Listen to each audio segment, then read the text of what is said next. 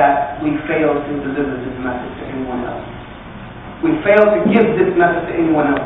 We fault the world for its mistakes. We fault the world for its problems. We fault people for their misinformation. We fault people for their biasness. We fault them for their bigotry when we have not been involved in changing that ideology from the beginning. We have no one to blame except the person that you look at every morning in the mirror. That is you. We are to blame because you cannot blame people who do not know. They are basing their opinion of you on misinformation, disinformation. This I know without a shadow of a doubt. I have traveled the world and there's nothing different about it anywhere. What's going on about Islam and Muslims is misinformation, disinformation. The greatest weapons that have ever been used against humanity are not bombs and guns and all of these things. These things come and go at times. The real WMD of the world is the weapons of mass distortion that are played on the minds of human beings to lead them away of the true way of life that God has given to them. This is the real crime that is committed on the world right now. We are the ones that are commanded to be the answer and the solution. And for our non-Muslim guests, I finish by making an apology to you on behalf of the Muslims of the world. Whether or not they take it with me, I'm going to apologize on their behalf for not doing the job that we should have been doing long ago. We are truly apologetic, and we are going to try to do better. We are going to try to do better. And I'm hoping that the next generation, these young men and women around you, will show you what Islam is really about. Not just tell you, but show you the truth and the peace that Islam can bring to your life through the way they live their lives and the way they interact with human beings and society and you as a whole. When we begin to do this, this is when the real beauty of change is going to happen. Not anything else is going to happen until we decide to fix this. This thing that we look at in the mirror. This. Then the change is going to begin. Nothing out there is going to fix anything. It all has to come from within. So we're going to try to do that, and we sincerely apologize. And I'm apologizing on behalf of the apology from Muslims. Please accept that on their behalf. We are going to try to do better. Now, as I'm leaving, which we're going to start the Q&A session, if we have time, when you go outside of this door, there will be a table with a lot of information. On the right side of that table, there will be one of my greatest projects, personally. My greatest project is a project called Guide TV, which is the first ever Islamic television station that was launched in North America in December 25th of 2010. First ever one that has been launched with myself and Yusuf Estes and Salam Ahmed and a couple of other brothers who launched the first Islamic media outlet in North America. That's my biggest project. But personally, I have a project where I give away tens of thousands of DVDs every year to non-Muslims, telling them what Islam is, telling them what Islam is about, filling them with plugs and holes of maybe their own religion. And I do that of my own accord. I produce them, I print them, I label them professionally. As a perfectionist, you're going to know that the quality should be good, or else you can hold me to account for it. But the only way I am able to continue to distribute those DVDs, which I just distributed some of them on the way here, the only way that I'm able to continue to distribute tens of thousands of DVDs a year is for you Muslims to get involved in the project. You get involved in the project by coming and purchasing one of the DVDs from me. And those DVDs can be copied. There are no copyrights on data.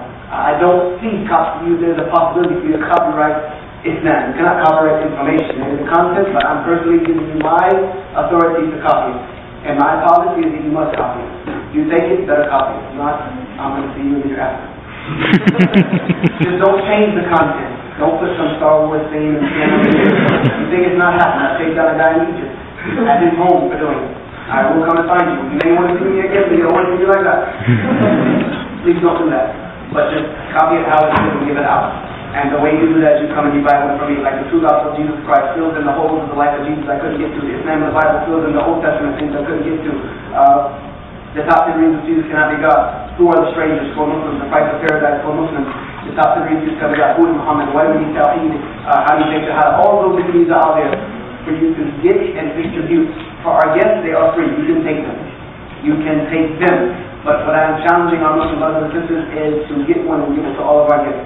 Or at least come and leave enough so that when I give out one, it can be refurbished.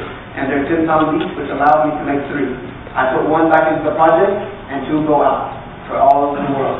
So please come and support this project. There's only a few DVDs left. When they're gone, they're gone. And that's all I'll have until I come back next time, inshallah.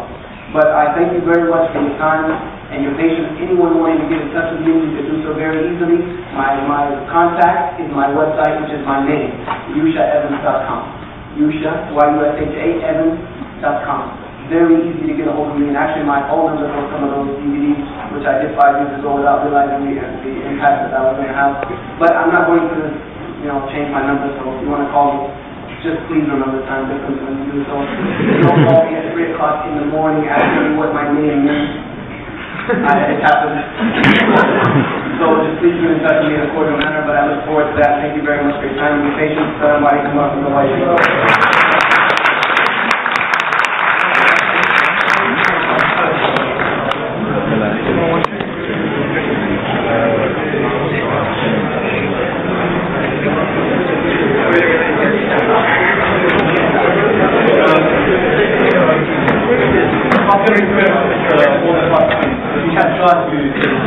We'll try to finish within 15 to 20 minutes, depending on the amount of questions that we receive. First of all, I'm just lost for words. To be honest, I was really inspired by the talk, and I'm truly lost for words. I don't really know what to say and how to summarize what's being said. I'd just like everyone here to take the talk on the space that what we're going to do is we're going to show a quick video and allow you guys to sort of collect your thoughts. And after that, we'll have a Q&A session. We've got a roaming mic, and you can ask any question that you want. As you watch the video, think of all the questions that you'd like to ask. And after that, we'll conclude the program.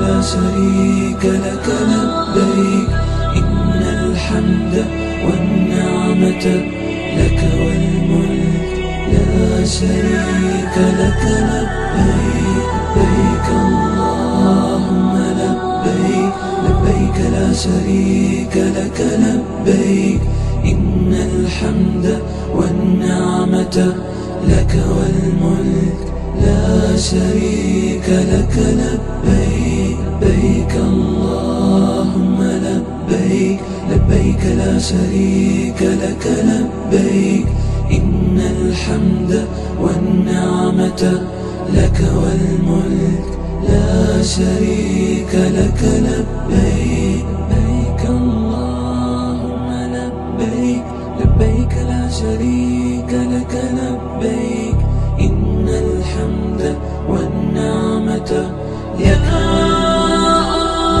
شريك